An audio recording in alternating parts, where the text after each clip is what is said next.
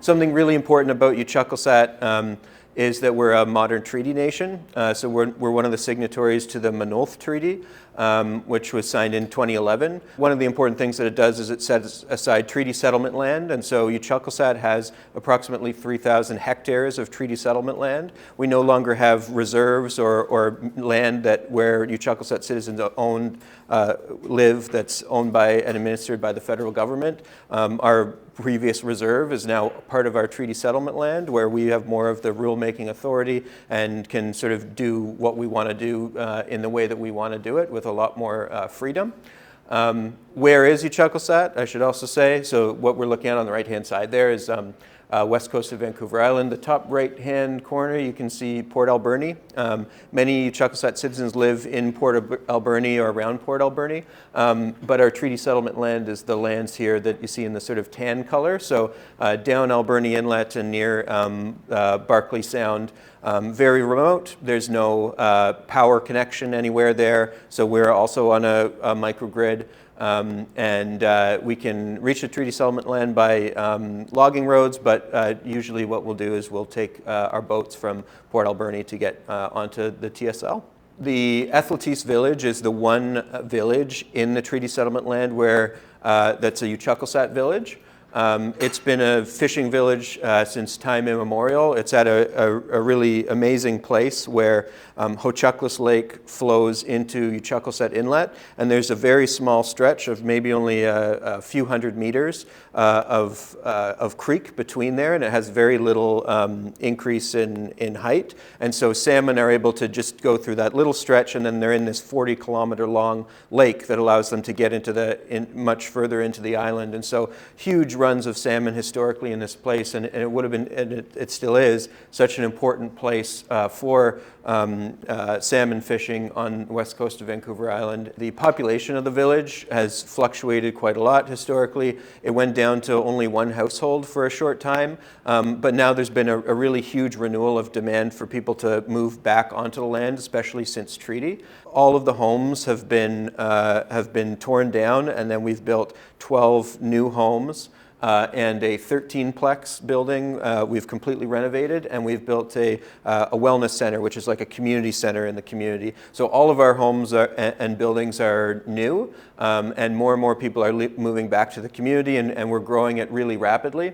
All of this is being fueled by 100% by diesel. So BC Hydro operates a diesel facility that provides all of the power in the community. So our ability to reduce our greenhouse gas emissions is not going to be through new homes and renovations to homes, but changing where we're getting the energy from. And so Uchucklesaht's vision is to transition to local clean energy resources in accordance with the sacred principles of Uchucklesaht, everything is one, Izak, respect, and Uathluk, which is to take care of. We've invested a lot of time and energy into figuring out how we get off of diesel in our community.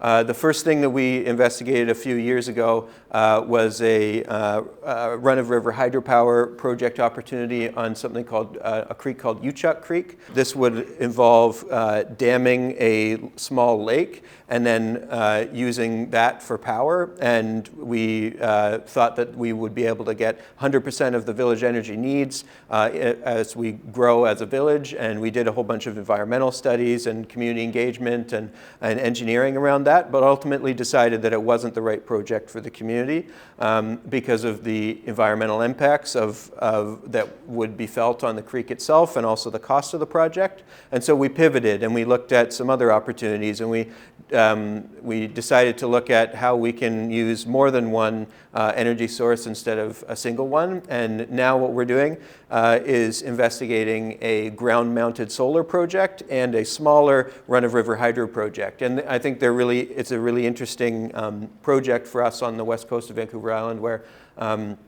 we're coastal, so we don't get freeze up in the winter, and so we get a ton of rain all winter long, and that's when the small creek that we'd be using is flowing. It dries up in the summer, but in the summer we get tons of sunshine, and we have a really big south-facing cliffside or hillside behind the community. It's land that we won't be using for development in the future because it's too steep, but we can mount solar panels there. And so This project's really about using what the land gives, having a small footprint. The creek where we're proposing to use power it ends in a waterfall at the ocean, and so there's no fish that are able to get in it at all, and so the environmental impact would be really low.